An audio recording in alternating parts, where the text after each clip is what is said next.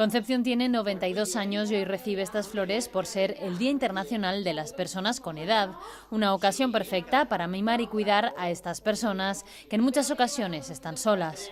Es un acto de concienciación sobre todo para la sociedad actual que vivimos y intentar paliar la soledad y el aislamiento que nuestros mayores viven en muchos casos. 40.000 personas mayores de 65 años que viven solas.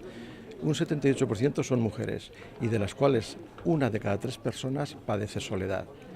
Y es que no siempre valoramos lo suficiente lo que estas personas han hecho por nosotros.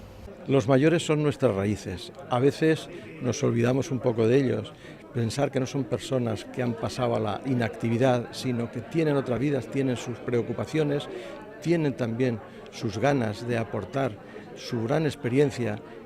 La Fundación Amics de la Gent Major ha ideado varias rutas para poder hacer llegar estas flores al máximo de personas mayores posible.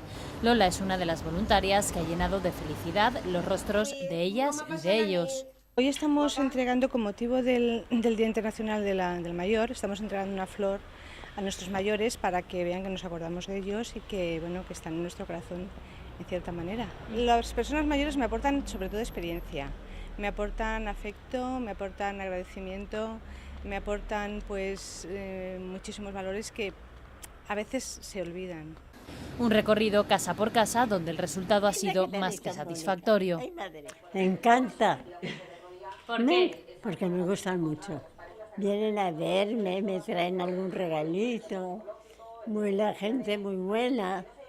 Las flores que han recibido Concepción, Pablo o Amelia han sido hechas por niños de un colegio de Alboraya y otro de Benimaclet, y con ellas han conseguido hacer llegar el mensaje de que nunca estarán solos.